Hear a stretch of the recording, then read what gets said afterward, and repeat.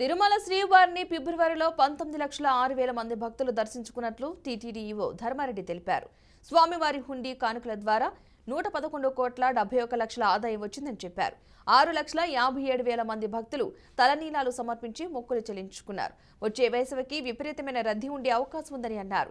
అందుకోసం చర్యలు తీసుకుని భక్తులకు సౌకర్యాలు కల్పిస్తామని ఈవో ధర్మారెడ్డి తెలిపారు.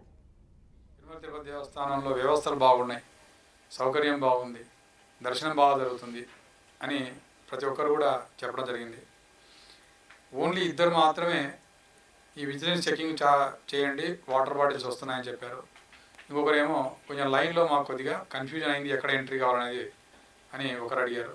ఇంకొకరేమో సప్తగిరిలో గెస్ట్ హౌస్ బాగలేదండి, మెయింటెనెన్స్ బాగలేదు, కంప్లైంట్ చేయకపోతే కంప్లైంట్ తీసుకోలేదని ఒకరు కంప్లైంట్ చేయడం జరిగింది. ఇంకొకరేమో ఏఎన్సీలో మేము అలాట్ అయ్యి రూమ్కి పోయేసరికి క్లీన్గా లేదు, మేము పోయిన గంట తర్వాతనే మెయింటెనెన్స్ చేశారని ఈ 4 మా దృష్టికి తీసుకొచ్చారు. సో ఇది నిరంతరం ఎఫ్ఎంఎస్ పైన, తర్వాత విజిలెన్స్ పైన ఇటువంటి సమస్యలు నిరంతరం వస్తూ ఉంటాయి. దాన్ని అధిగమించడానికి అప్రోప్రియేట్ యాక్షన్స్ తీసుకొని అధిగమిస్తూ ఉంటాం. ఓవరాల్గా 99% ఫెసిలిటీస్ బాగున్నాయని చెప్పారు.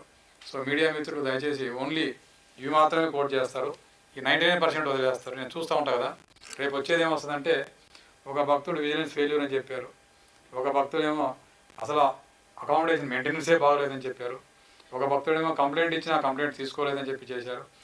అసలు క్యూ లైన్స్లో కన్ఫ్యూజన్తో మేము పోలేకపోతున్నామని చెప్పి తీవ్రమైనటువంటి విమర్శలు చేశారని చెప్పి రాస్తారు రేపు. సో అవుట్ ఆఫ్ 28 ఈ 4 కూడా బాగున్నాయని చెప్తూ దీన్ని ఇంప్రూవ్మెంట్ చేసుకుంటే ఇంకా బాగుంటుంది అని చెప్పి సజెషన్ ఇచ్చారు తప్ప అది బాగలేదని చెప్పలేదు. సో మిగతా 24 మెంబర్స్ చాలా అత్యద్భుతంగా ఉన్నాయండి.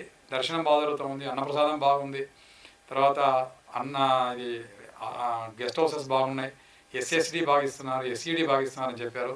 కాబట్టి అవి కూడా మీరు దృష్టిలో ఉంచుకోండి. సో రేపు